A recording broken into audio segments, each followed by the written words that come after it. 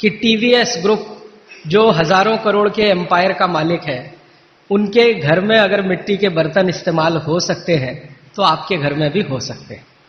माने हमको ये बहाना ना मिले कि मिलते नहीं है जी, समय बहुत लगता है जी, क्या उसको खटराक करने का।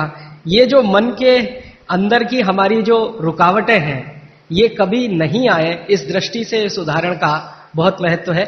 और ये उदाहरण मैं हिंदुस्तान के ऐसे हजारों लोगों के बारे में बता सकता हूं जिनको आप रोज अखबारों में देखते हैं, न्यूज़पेपर में देखते हैं, टीवी पे देखते हैं। ज्यादातर के घरों में मिट्टी के बर्तन रसोई में इस्तेमाल होते हैं। अगर हमें अपना स्वास्थ्य और तंदुरुस्ती बना के रखनी है, बचा के रखनी है, तो ये बातें आपको अपने जीवन में आचरण में उतारने की आवश्यकता है। और ये बातें अगर आपके आचरण में आती हैं तो कितनी बड़ी चीज होती है इस देश में कि अगर मान लो हिंदुस्तान में 112 करोड़ लोग हैं, 112 करोड़ लोगों में 20 करोड़ परिवार है, 20 करोड़ परिवारों में 20 करोड़ रसोई घर है। अगर 20 करोड़ रसोई घर में मिट्टी का तवा आने लगे तो 20 करोड़ तवा बनने लगेगा और लाखों कुम्हारों को रोजगारी मिल जाएगी जो बेरोजगार बैठे हैं, जिनके पास काम नहीं। अगर मिट्टी की हांडी में 20 करोड़ परिवारों में दाल बनने लगेगी, चावल बनने लगेगा, तो करोड़ों कुम्हारों को हांडी बनाने का काम मिल जाएगा जो आज बेकार बैठे हैं। और हिंदुस्तान में कुम्हारों की संख्या लगभग उतनी ही है जितनी ब्राह्मणों की है। सरकार के आंकड़े हैं, लगभग 18% कुम्हार हैं और कुम्हार जैसी जातियां हैं, 18% ही ब्राह्मण हैं। तो इतने बड़े समाज को अगर रोजगार हम दे पाते हैं तो बहुत बड़ी बात है। इसलिए अर्थव्यवस्था को भी मदद होती है, आपका स्वास्थ्य तो अच्छा रहता ही है। और मेरी जो मन की बात है वो आपसे मैं शेयर करना चाहता हूं कि मिट्टी से आपका जुड़ाव रहता है। मिट्टी से जुड़े रहना ये सबसे बड़ी बात मानी जाती है। हम पता नहीं कहां कहां से चेन्नई में आए हैं, कोई बिहार से आया, कोई राजस्थान से, कोई गुजरात से, लेकिन अक्सर मन में आता है कि अपनी मिट्टी से जुड़े रहें।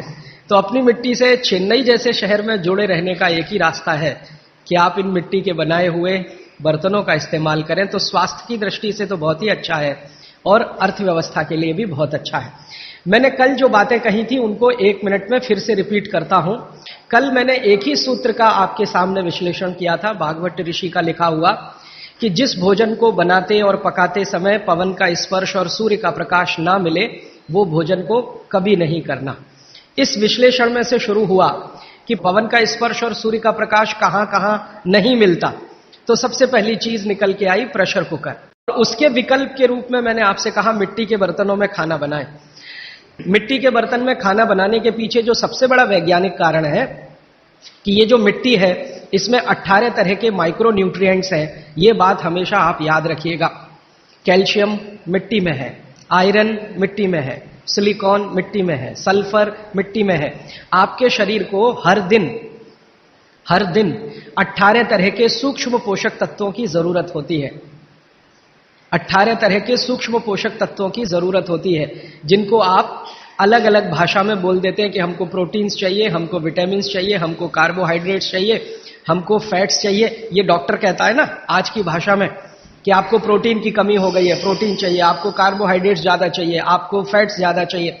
तो ये जो कुछ भी चाहिए इनको रसायन शास्त्र की भाषा में मैंने आपको समझाया कल, और आज कह रहा हूं कि ये 18 तरह के सूक्ष्म पोषक तत्व हैं जिनको मिल जाने से आपके भोजन को संपूर्णता मिलती है, माने भोजन पूर्ण होता है।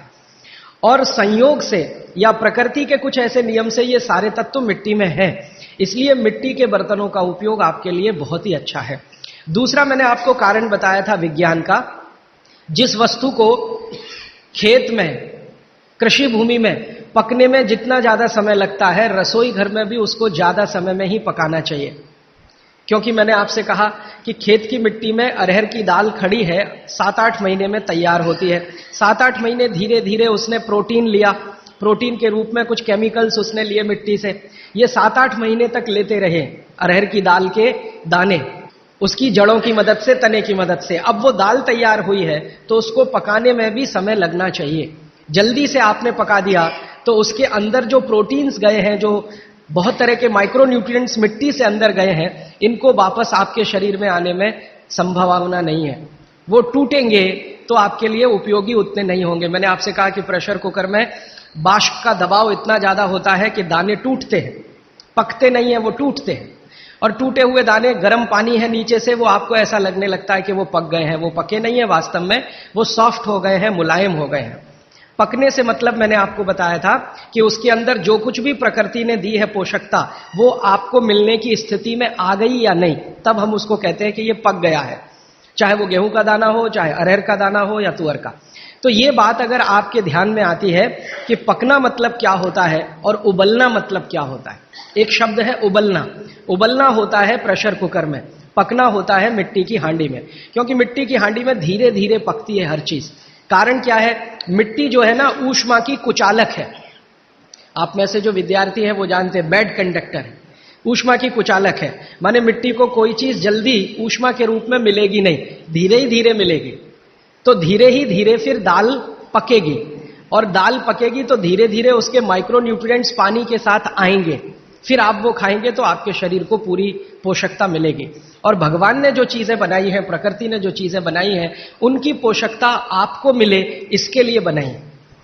ये जो दाल बनी है ना, आप अगर ध्यान से देखें तो दाल का ऊपर का हिस्सा है जो आप खा रहे हैं फल के रूप में, बीच का हिस्सा है वो जानवर खा रहे हैं। तो भगवान ने, प्रकृति ने ऐसी व्यवस्था दी है, गेहूं है, गेहूं का ऊपर का हिस्सा है वो आप खा रहे हैं, बीच का जो बचा हुआ हिस्सा है जिसको तना कहते हैं वो जानवर खा रहे हैं, और अंत का बचा हुआ जो हिस्सा होता है जिसको जड़ कहते हैं वो धरती के लिए होता है, मिट्टी के लिए होता है। प्रकृति ने बहुत सोचकर ये सब बनाया, भगवान ने बहुत सोचकर बनाया।